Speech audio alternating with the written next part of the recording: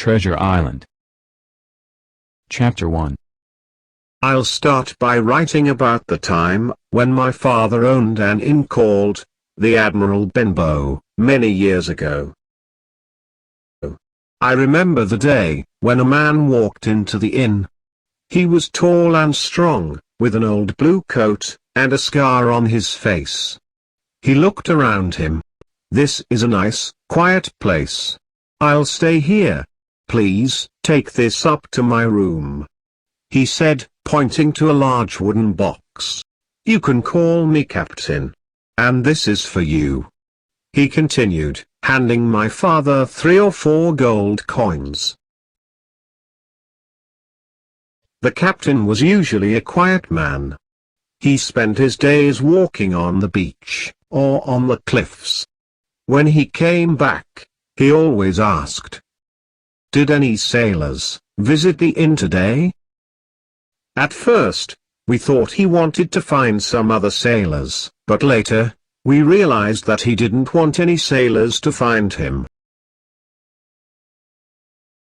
In the evenings, the captain sometimes told stories about his time at sea. My father was worried that nobody would want to visit the inn, because they would be frightened by the captain's stories, but I think people liked them. The captain stayed at the inn for months. He did not give us any more money for his room, and my father did not dare to ask him for more. One morning, the captain went for a walk along the beach. I was helping my mother to make breakfast when another man walked into the inn. He was thin and pale, with 3 fingers on his left hand. He sat down and asked, "Is this table here for my friend Bill?" I told him that I did not know Bill, and said that the table was for the captain. "Well, my friend Bill might say that he's the captain. He has a scar on his face, and likes to tell a story. Is that him?" "Yes. He's gone for a walk." "Which way did he walk?" I pointed towards the beach. The man stood up, and waited by the door for the captain to return. When the captain saw the man, he looked pale and ill. "Black dog, that's right. I found my friend Bill. We've had a lot of adventures since I lost these fingers." I left them to talk.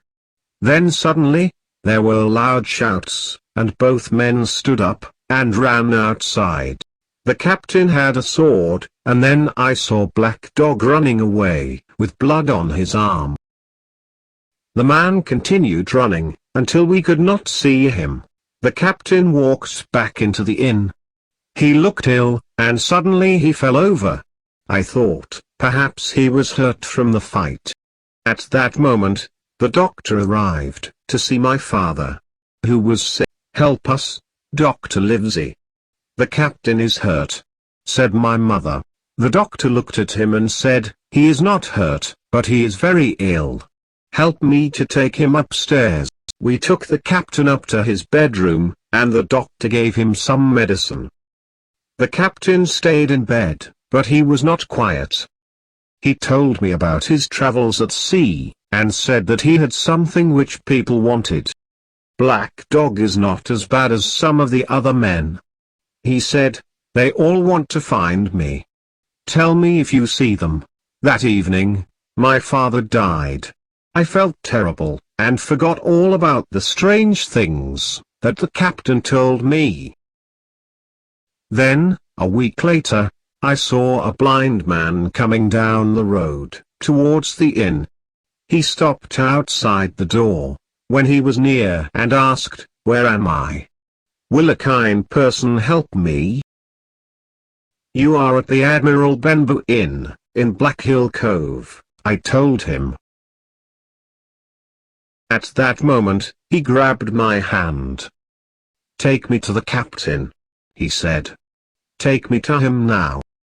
I walked with the blind man into the inn, and took him to the captain. The captain looked very surprised to see him. "Now, Bill, stay where you are. I can hear you. Take this." He then put something in the captain's hand, turned round and left. The captain looked at what the man gave him. 10 o'clock, he said. "I have time." Then the captain suddenly fell to the floor. He was dead. I found my mother, and we talked about what we should do. We knew that the captain had a box in his room, and it probably had money in it.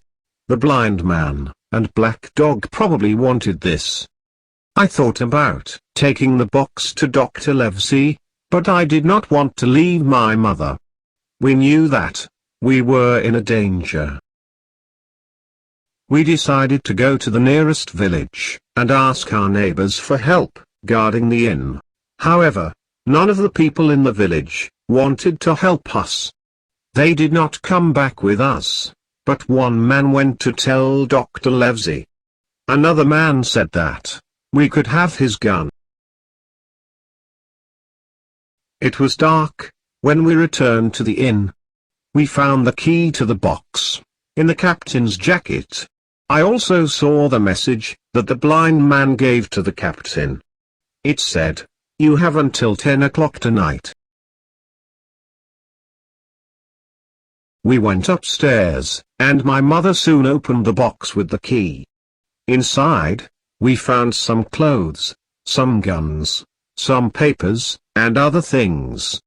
We also found a bag with some coins inside.